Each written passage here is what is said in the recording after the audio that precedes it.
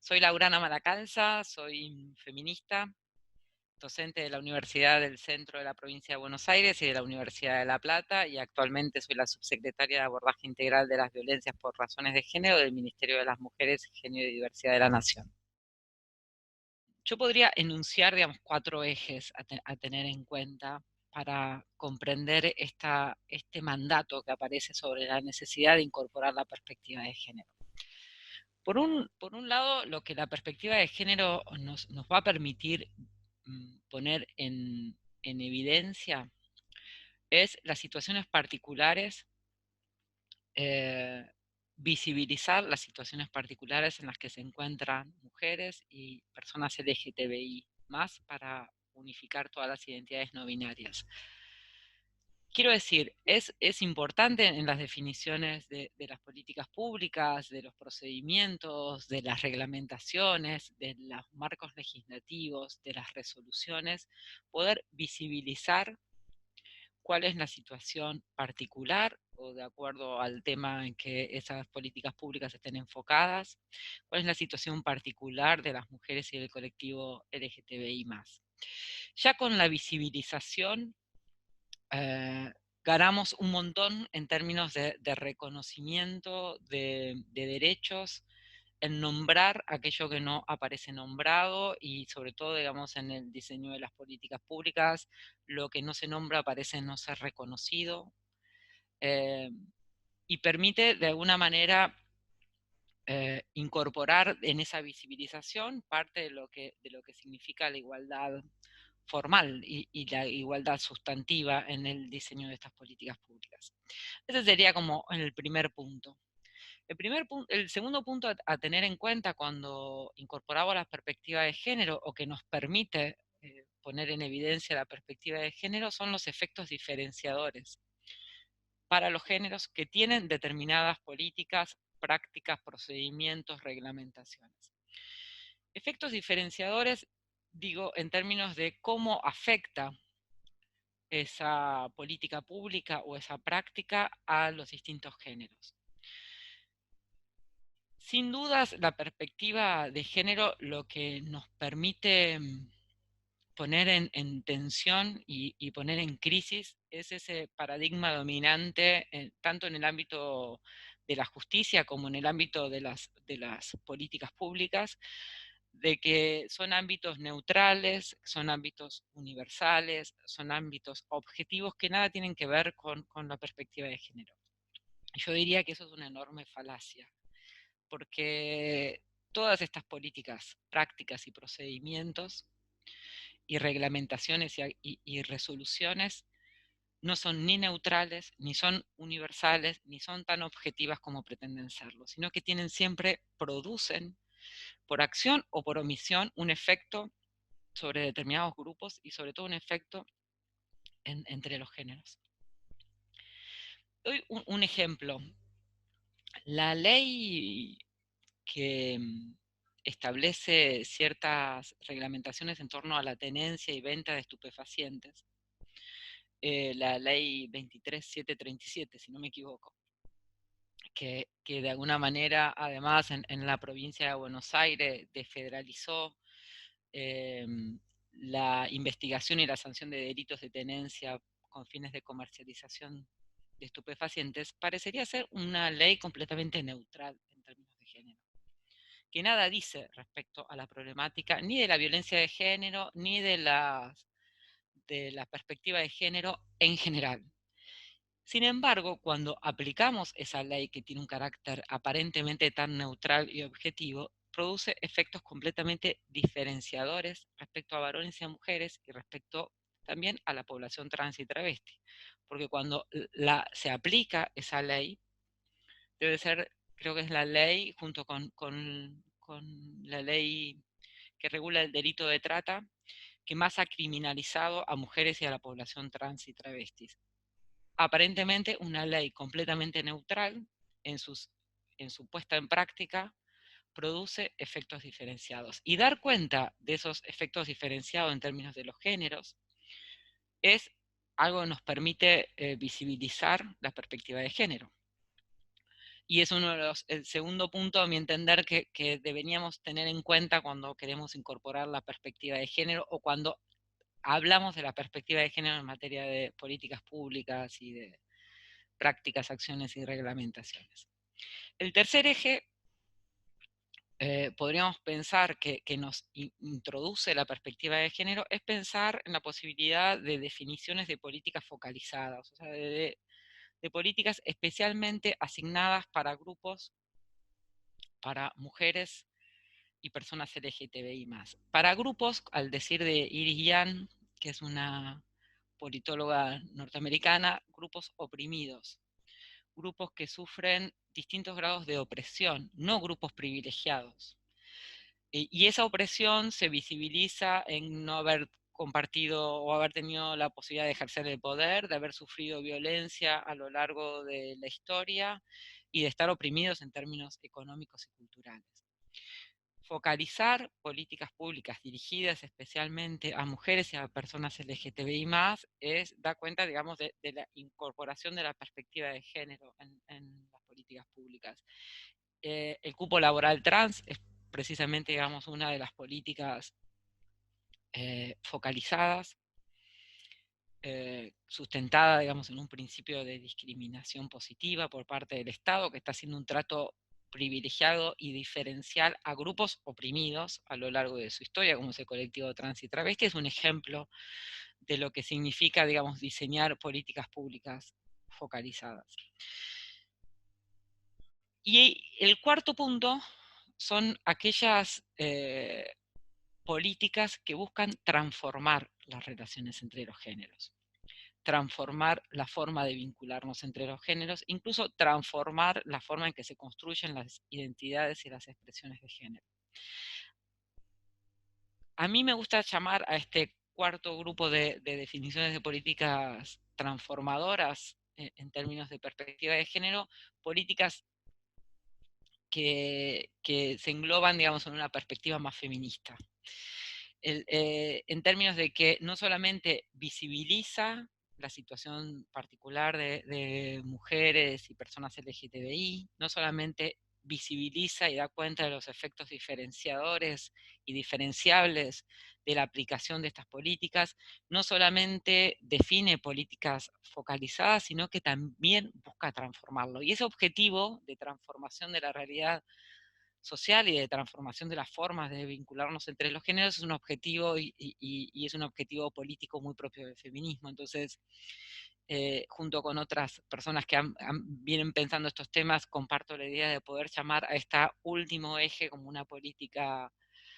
de transformación a partir de la incorporación de la perspectiva feminista, además de la perspectiva de género. Si hacemos este ejercicio de estos 4 puntos, ponerlos y visibilizarlos en todo el marco de las instituciones y en el marco de las políticas públicas, vamos a poder ir dando cuenta de las distintas, de lo que la perspectiva de género nos permita visibilizar en cada una de las instancias. Si pensamos en el campo de la administración de la justicia, seguramente si hacemos el ejercicio de incorporar la perspectiva de género en su punto número 1 que les marcaba anteriormente, que es visibilizar las situaciones de mujeres y personas LGTBI, nos va a dar un panorama muy claro, por ejemplo, de las últimas investigaciones que se han hecho en materia de visibilizar cuál es el lugar de las mujeres y el colectivo LGTBI más dentro de la administración de justicia, que va a ser un lugar de subordinación, ¿no? Si miramos a quienes trabajan en la administración de justicia, quienes ocupan cargos jerárquicos dentro de la administración de justicia, la pirámide es evidente, ¿no? En los cargos de mayor jerarquía y de mayor responsabilidad hay varones, y en los cargos más, de más bajo rango hay mujeres, y mucho más abajo de esos cargos, personas del colectivo trans y travestis, por ejemplo. Si pensamos en el campo de la administración de justicia, cómo se implementan cuál es el impacto diferenciado en varones y mujeres de cada una de las prácticas o de las políticas criminales, de las políticas penitenciarias, podemos dar cuenta también de que esas políticas no tienen absolutamente nada ni de neutrales ni de objetivas en los efectos que producen. Yo les daba hoy el ejemplo de la ley de estupefacientes, pero podríamos también tomar el ejemplo en torno a las políticas penitenciarias. Cuánto se visibiliza en las políticas penitenciarias la situación de las mujeres y del colectivo LGTBI+,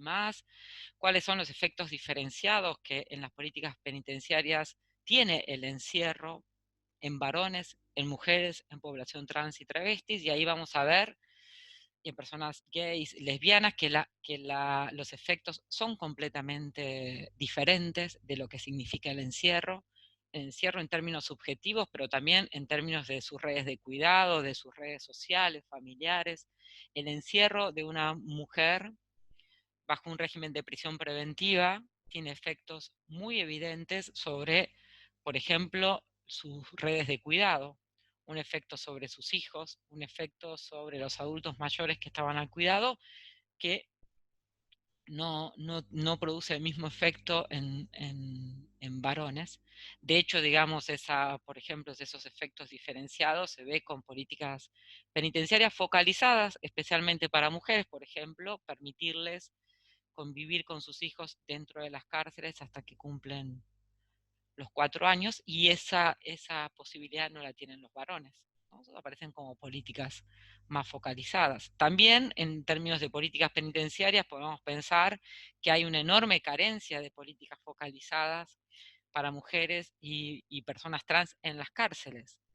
Digo que carencia en términos de la inexistencia muchas veces de programas vinculados a la salud sexual y reproductiva, la imposibilidad de las personas trans y travestis de continuar con sus tratamientos hormonales cuando están encarcelados. Y buscar políticas transformadoras de las relaciones entre los géneros, de la forma de construcción de las identidades de género en el ámbito de las instituciones judiciales o en el ámbito de la justicia, tendría que ser precisamente prácticas que promuevan, por ejemplo, nuevas formas de vincularnos los géneros en términos de cuidado. Digo, una de las, creo que debe ser una de las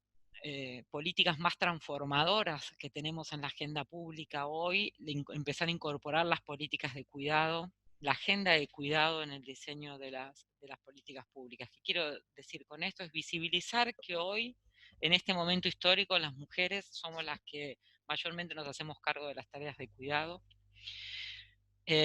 y incorporar, por ejemplo, acciones vinculadas a